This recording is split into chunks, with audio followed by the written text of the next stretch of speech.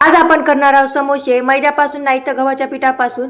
तर इथे मी वापरलेला आहे स्टारचा चक्की फ्रेश आटा। हा आटा फायबरयुक्त प्रोटीनयुक्त आहे। या आट्यामध्ये जराही मैद्याची भेसळ नाहीये। तर इथे मी 2 कप गव्हाचे पीठ घेतले, अर्धा कप रवा घ्यायचा आहे, 1 चमचा ओवा घालायचा, चवीनुसार मीठ आणि 2 पळी तेल घालून हे पीठ चांगले एकदा मिक्स करून घ्यायचं आहे। हातात असा गोळा बसला की आपल्या पिठामध्ये चांगलं तेल मिक्स झालेले। नंतर यामध्ये थोडं थोडं पाणी टाकून घट्टसर असं समोशाचं पीठ मळून घ्यायचे। पीठ मळून झालं की यावर सुती कपडा झाकून 15 मिनिटांसाठी बाजूला ठेवायचे। आता आपण समोशाची भाजी तयार करून घेऊया।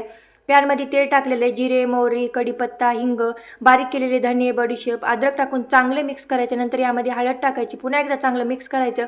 उकडलेला बटाटा टाकायचा, लाल तिखट, जिरा पावडर, आमचूर पावडर, काळं मीठ, चाट मसाला, धना पावडर, गरम मसाला, वाटाणा, चवीनुसार मीठ, बारीक चिरलेली कोथिंबीर टाकून चांगले एकदा मिक्स करून घ्यायचे। नंतर झाकून एक वाफ काढायची।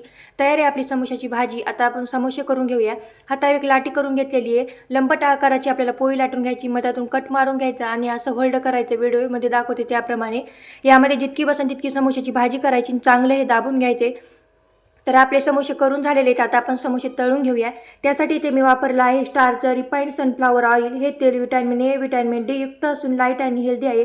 संपूर्ण पोषण, स्वस्थ जीवन, म्हणूनच माझ्या आहे वर्षानुवर्षाचा भरोसा। कमी गॅसवर मस्त समोसे तळून घ्यायचे। तयार आहेत आपले समोसे। मस्त गरमागरम समोसे खा आणि चॅनलला नक्की एक सबस्क्राईब करा।